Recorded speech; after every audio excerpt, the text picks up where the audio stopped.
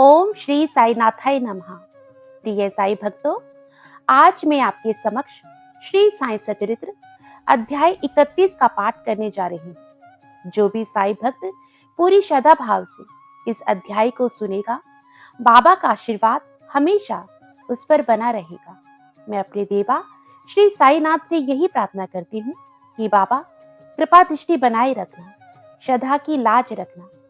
जाने अनजाने में अगर मुझसे कोई भूल चूक हो जाए देवा तो क्षमा करना। अध्याय 31। लाला लक्ष्मी चंद के स्वप्न में साईं बाबा। बंबई के श्री वेंकटेश्वर प्रेस में नौकरी करने वाला लक्ष्मी चंद वहां से नौकरी छोड़कर रेलवे विभाग में आए और फिर वे मेमर्स रेली ब्रदर्स एंड कंपनी में मुंशीगिरी करने लगे। सन 1910 में उनका श्री साईं बाबा से संपर्क हुआ। बड़े दिन क्रिसमस से लगभग 1 या 2 महीने पहले सांता क्रूज में उन्होंने स्वप्न में एक दाढ़ी वाले वृद्ध को देखा जो चारों ओर से भक्तों से घिरा हुआ खड़ा था। कुछ दिनों के बाद वे अपने एक मित्र श्री दंत्रोदय मंजूनाथ बिजुर के यहाँ दास गनु का कीर्तन सुनने गए। दासगणों का ऐसा नियम था कि वे कीर्तन करते समय श्रोताओं के सम्मुख श्री साईं बाबा का चित्र रख लिया करते थे। लक्ष्मी चंद को वह चित्र देखकर बड़ा अचंभा हुआ, क्योंकि स्वप्न में उन्हें जिस वृद्ध के दर्शन हुए थे उनकी आकृति भी ठीक इस चित्र के अनुरूप ही थी। इससे वे इस निष्कर्ष पर पहुंचे कि स्वप्न में दर्शन देने वाले स्वयं शिरडी के श्री साईनाथ ही थे। चित्र दर्शन दास गनु का मधुर कीर्तन और उनके संत तुकाराम पर प्रवचन आदि का कुछ ऐसा प्रभाव उन पर पड़ा कि उन्होंने शिरडी यात्रा का निश्चय कर लिया। उसी यात्री को लगभग 8 बजे उनके एक मित्र शंकर राव ने उनका द्वार खटखटाया और शिरडी चलने को पूछा तो लक्ष्मी चंद्र के हर्ष का पारावार न रहा। वे तुरंत ही शिरडी चलने को तैयार हो गए।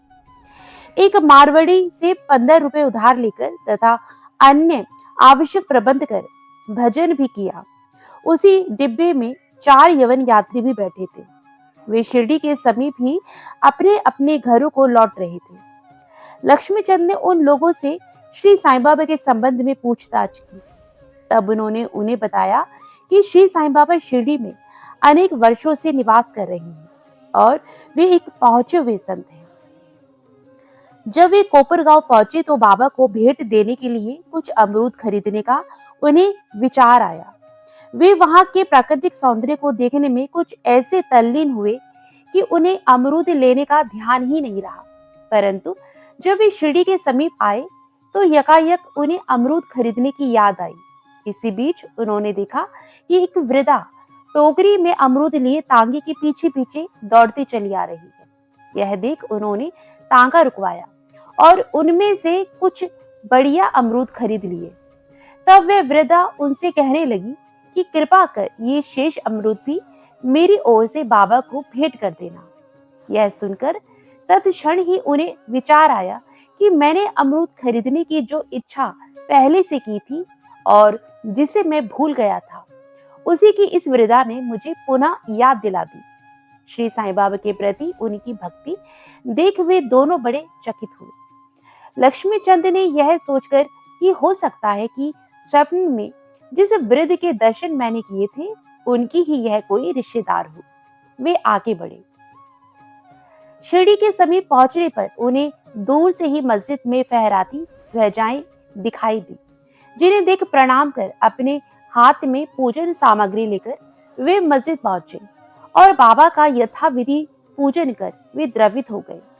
उनके दर्शन कर वे बहुत आनंदित हुए तथा उनसे निपट गए। तब बाबा ने उनसे कहा, सारे रास्ते में भजन करते और दूसरे आदमी से पूछते हो, दूसरे से सपना क्या झूठा है या सच्चा?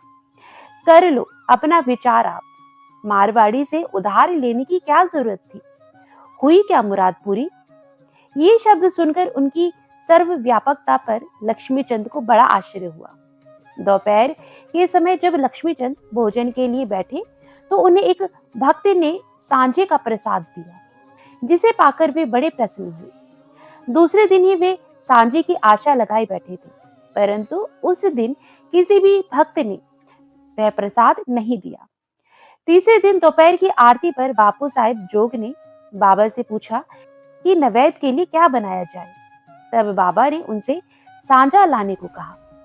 भक्तगण 2 बड़े बर्तनों में सांजा भर के लाए। लक्ष्मी चंद को भूख भी अधिक लगी थी, साथ ही उनकी पीठ में दर्द भी था। बाबा ने लक्ष्मी चंद से कहा कि तुमको भूख लगी है, अच्छा हुआ, कमर में दर्द भी है, लो अब सांझे की ही करो दवा। किसी की कुदृष्टि का प्रभाव है यह। लक्ष्मीचंद शिरडी में ही थे, तब एक बार उनको चावड़ी का जुलूस देखने का भी सौभाग्य प्राप्त हो गया। उस दिन बाबा कफ से अधिक पीड़ित थे। उन्हें विचार आया कि इस कफ का कारण शायद किसी की नजर लगी हो। दूसरे दिन प्रातःकाल जब बाबा मस्जिद को गए तो श्यामा से कहने लगे कि कल जो मुझे कफ से पीड़ा हो रही थी उसका मुख्य कारण किसी की कुदृष्टि ही है। मुझे तो ऐसा प्रतीत होता है कि किसी की नजर लग गई है, इसीलिए यह पीड़ा हो रही है। लक्ष्मीचंद के मन में जो विचार उठ रहे थे वही बाबा ने भी कह दिए। बाबा की सर्वज्ञता के अनेक प्रमाण और भक्तों के प्रति उनका स्नेह देखकर लक्ष्मीचंद बाबा के चरणों में गिरकर कहने लगे कि आपके प्रिय दर्शन से मेरे चित्त को बड़ी प्रसन्नता हुई है। मेरी मन रूपी भ्रमर आपके चरण कमल और भजनों में ही लगा रहे।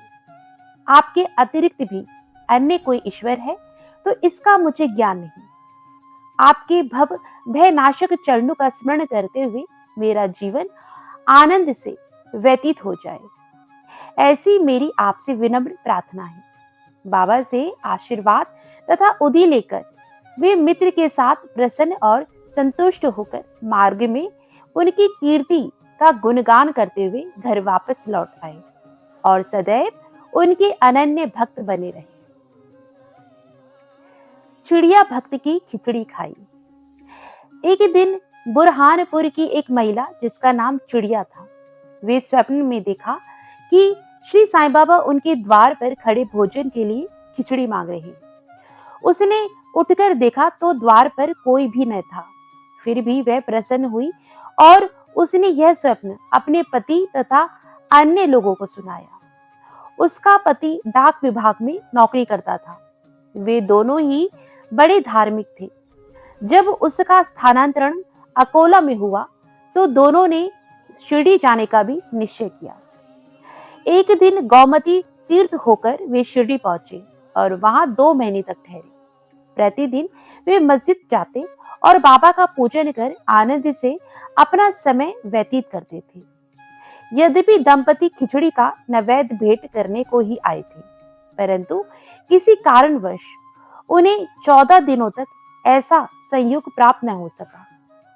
चिड़िया भक्त अब अधिक विलंब न करना चाहती थी, इसीलिए जब 15वें दिन दोपहर के समय वह खिचड़ी लेकर मस्जिद में पहुंची तो उसने देखा कि बाबा अन्य लोगों के साथ भोजन करने बैठ चुके हैं। पर्दा गिर चुका था। पर्दा गिरने के बाद कोई भी अंदर नहीं जा सकता था, परंतु चिड़िया भक्त एक क्षण भी प्रतीक्षा न कर सकी और हाथ से पर्दा हटाकर भीतर चली गई। आश्चर्य की बात थी कि उसने देखा कि बाबा की इच्छा उस दिन सबसे पहले खिचड़ी खाने की ही थी। जब वह थाली लेकर भीतर गई तो बाबा को बड़ा हर्ष हुआ और वे उसी में से खिचड़ी खाने लगे। बाबा की ऐसी उत्सुकता देख प्रत्येक को बड़ा आश्चर्य हुआ और जिन्होंने यह खिचड़ी की वार्ता सुनी उन्हें भक्तों के प्रति बाबा का असाधारण स्नेह देख बड़ी प्रसन्नता हुई। अनंत कोटि ब्रह्मांड नायक राजाधिराज योगीराज परब्रह्म श्री सच्चिदानंद सद्गुरु साईनाथ महाराज की जय।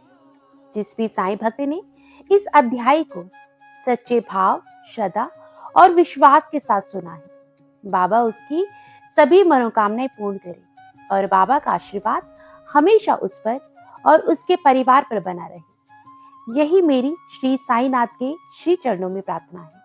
ओम साई राम, जय जय साई राम। बाबा सबका भला करे।